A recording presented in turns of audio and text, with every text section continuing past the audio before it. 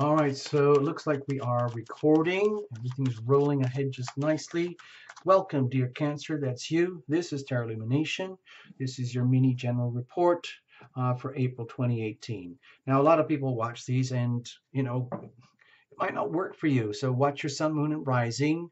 These are just very broad spectrum readings, and I come from the Tarot Illumination perspective, which is all about the love and the healing. I'm not a fortune teller. Uh, Cards are well shuffled in advance, but I like to go live to the last second so that you're a witness. No jumpers, no flyers, no oracles, no reversals. I'm sorry, there's not enough time, space, or room. It's hard to get through the readings as it is, just to get them done in a reasonable amount of time. I'm going to shuffle some more in a moment. I want to show you some calendar moments. Cancer, this could be a very tough, challenging month for you coming up ahead. I want to put some dates for you. March 31st, okay? Put that on your calendar. You're already in April, so this is the big full moon that happened right at the end of March, and it's really very challenging full moon. It's the Aries sun energy with the Libra moon energy, and then there's the Capricorn energy over there, the Saturn Mars reality check police, uh, like military police, uh, no messing around, and that's in a very hard square with itself, but it's directly opposite you over here, Cancer. So this kind of looks like this. So it's right there in your like relationship sector. In other words, what's happening at the foundations of your life here and what's happening up there in your destiny and career, because there's under a lot of pressure, a lot of shifts, a lot of changes to grow and mature, and it's going to affect you in your relationships, and your significant relationships are going to affect the foundations of your life and your destiny. This is very serious stuff, okay? So that's going to play out in early April. You're going to reach the new moon roughly around, it's on the April 15th. It's going to look like this. It's going to be right up there in your so-called destiny career sector. It's in a very challenging alignment with the Capricorn energy, again with you. So please, you need to be on high alert this month. You don't want to basically, it's a very challenging month for you. I'm just trying to give you a heads up so you don't get into too much trouble. So that date, April 15th, okay? Mark that, Aries new moon. The next one, it's not an anything particular thing, but it is a tough date simply because of the moon. April 21st, okay? April 21st, mark that, Cancers.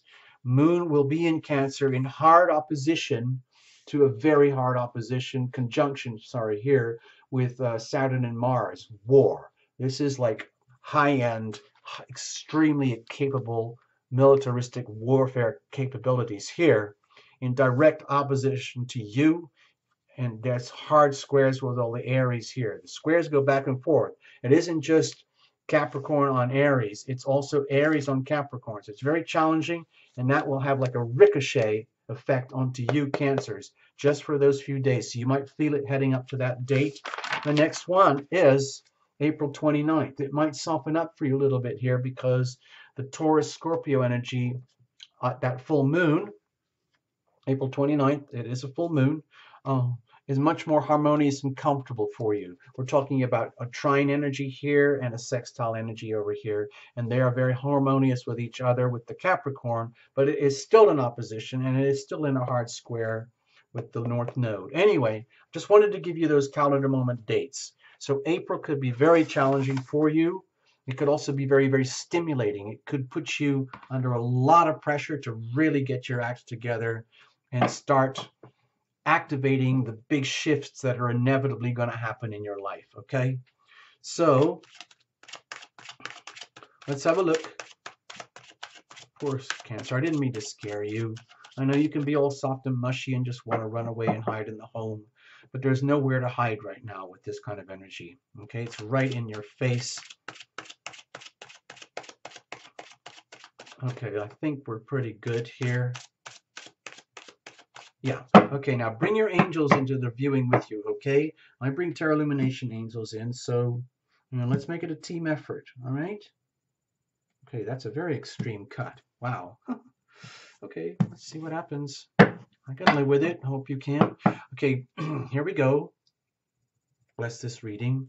Dear Cancer, this is the very heart energy, the very, very core of you. The heart knows what it needs, knows what it wants, and it wants you, Cancer, to listen and provide. Listen to me, listen to me, listen to me. What are you bringing in with you?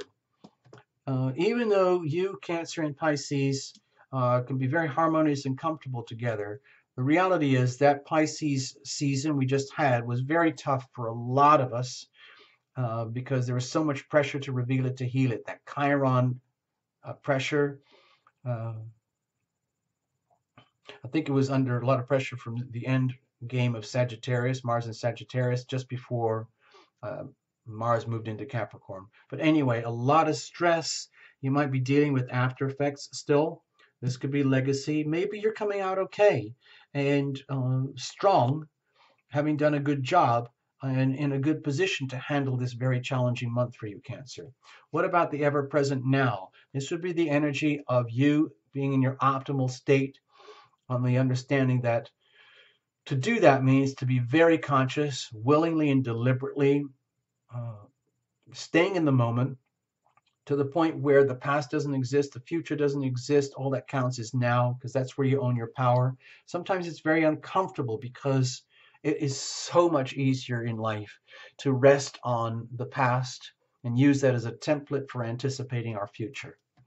But we're often missing the opportunities there because everything happens in the moment, and the time is the most valuable resources, because as soon as it's gone, it's gone. You can't replace it. Okay, so it's very important to understand that. Over here, it is in the now where you own your power and you express your power through the healing power of your decisions. Okay, decision by decision, heartbeat by heartbeat. The heart is always working for you as best as it can, no matter how much you might be hurting yourself, Cancer. The heart still needs what it needs and wants what it wants, and it's up to you to listen and feed that uh, through the healing power of your decisions. So it helps to stay present in the now and do that. But how do we do that effectively? Okay, so that you can bring the most love to you, which is the best thing you can do for the planet. Okay, and because that radiates out of you and to your loved ones. Okay, and that would turn into consequence. Okay, now if you're completely absent, AWOL, and you're just floating around and life is just a big swirly pile of fate, then this will feel like fate. Okay, and it's very easy for you, Cancer, to fall into the past and dwell on what was, and I mean, it's wonderful in its own way to have that sense, but uh, it's so important to stay in the present for all signs. It doesn't matter. Okay, so by staying present and taking full ownership of your life and your world and your decisions, that's how you maximize the consequences. Okay, so what if you mess up? If you had a really rough day and you slacked off, you lost it, you're out of center, you're out of balance, you're ungrounded. What does that look like? What happens? What does that look like when you are in the zone, when you are totally in the now, totally conscious, present, grounded? What does that look like? It's the same card, it's just the inverse energy. So over here, the energy of like momentum, okay, prospects, going into the next heartbeat. Okay, so there is the heart itself. Okay, I hope you can see that is a journey, each beat of the heart. Doo-doom, doo-doom, doo-doom. And there's the heartbeat itself, okay, doing everything it can to nurture you and love you. It asks you to nurture the heart and love the heart. It's also getting rid of all the waste and the toxin that was created by living this life. Over here, the energy of the weather. This is, to me, very encouraging in that it's almost like you are being tapped on the shoulder and saying, Cancer, as challenging as this might be, this is actually your opportunity. This is your time. This is your moment to grab these very challenging conditions and turn them to your favor. Okay, like, you know how like professional ocean-going sailors, racing sailors and everything, it's almost like they like conditions that are borderline dangerous because it brings out the best in everybody and anything, like really strong winds and strong currents. and then you have to figure it out and fight it. Okay? So in other words, the challenge brings out the best. That's what I'm seeing here. And this is, in a way, it's like a golden opportunity for you now to make the most. In other words, if you wanted to, you could just sit at home and hide and let all this stuff blow over and end up wondering what happened and how come I'm not participating in life anymore.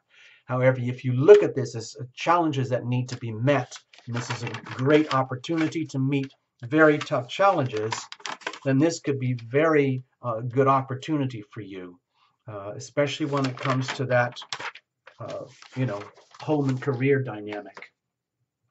What's going on with the heart? Let's have a look. Okay. Be very, very careful, because as exciting and stimulating as it is to see the opportunities around you and wanting to go for it, you know, like when the pressure mounts, sometimes we rise up to it. Like the more challenging it is, the more egoic we become, because we're having to tap in and tune in more and more into the energy of fight or flight. And if it gets really serious, it's almost like, oh yeah, oh yeah, you want some of this? You want some of this, huh? I mean, forget the gender thing. So if that's happening to you, where that kind of behavior is being triggered, which would be very possible with all this Saturn Mars energy, very, very conflicted, militaristic type energy, highly focused, highly capable, pushing very hard on the Aries Libra relationship axis for everybody. That impacts you. Okay, it impacts you. There's no way out of it. So all I'm suggesting is that if you are poised to set with April in a like an egoic way and rising to the challenge as though it's like something to be obliterated and crushed, be very, very careful. Your heart is saying, okay, I understand, Cancer. I understand like your desire to protect and protect and protect and protect, nurture, but please be careful. There are important messages to learn here. It could be the worst thing you could do is to try to fight this, and instead just move through it, live through it, ride it like a professional, as though you were in a sailing competition, and don't try and fight it or push it to the breaking point. Stay back away from the breaking point. The heart does not want to suffer. It feels to me that you're kind of on black ice here. It could be very easy to get into trouble this month. And the heart knows it already, and the heart is yelling to, not yelling to you, but saying, please, please, Cancer, be very aware that it's very easy to get in trouble this month. And your heart, don't need that. I don't want that. And it's up to you to nurture me and protect me and make sure I don't get into that kind of trouble. That could easily happen. Thank you. What's the legacy you're bringing in? Okay. Well, my feeling here with the lovers is that I'm not going to turn this into a love and relationship reading, okay, Cancer? This is broad spectrum journey of the heart type of stuff. But it feels to me that this energy, let's go back to the beginning here, is being very amplified whether you like it or want it or not. It is the energy of highly significant relationships, and maybe under extreme duress and stress, it is being brought to the surface for examination in very challenging circumstances. So it's, in other words, you're coming in with a very deep awareness that there are very profound things happening to you in the area of significant relationships and how they impact your life, the foundations of your life. And for Cancerians, that would be Libra at the foundations, 4th house, and Aries up in the 10th house area. So please understand that. It doesn't mean you have to make any decisions now. I think you're coming in with a realization, oh my gosh, very serious stuff is happening in the world of my significant relationships, and it's very easy to screw up, and the heart is saying, please, please, dear Cancer, be careful. Be very, very careful, because this is very, very important stuff, and we cannot afford to mess with this, okay? And so hopefully you are listening, Cancer, instead of going like, oh yeah, to whatever challenges are happening. So what about the now? Okay. Whew. Okay, I'm glad to see this. To me, this feels like serious wake-up calls happening to you in the April season. Uh, because it's such challenging energy with all these heavy-duty squares and oppositions going on, not directly at you, but indirectly, like ricochet or echo effects. This is really strong energy, and it's going to have an echo effect for the next few weeks after, and it's going to pick up again from the new moon, and it is going to affect you in your destiny, your place in the world, and you're going to be very, very challenged by the Saturn energy, like the Capricorn energy. Okay, Cancer, what exactly are you doing here? Who exactly are you? And so, as challenging as this might be, I think the spirit, if you when you, not if, but when you listen to the heart and you realize how much is at stake here, then this is an amazing opportunity for, like, literally for you to see the light. Grabbing this opportunity, in other words, these very, very challenging conditions are actually tremendous chances for you to really up your game, get your act together through April, in the context of the foundations of your life and how that's going to transpose into your career, how your career and destiny is going to impact your home and the foundations of your life. You might be going through a lot of convulsions in that part of your life, okay? In those parts of your life, forgive me.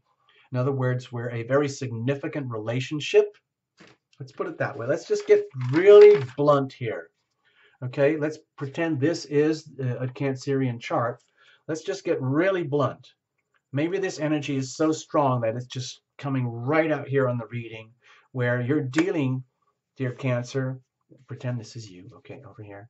You, with all this Capricorn energy over here in your 7th house of most important, significant relationships, are getting it right in your face.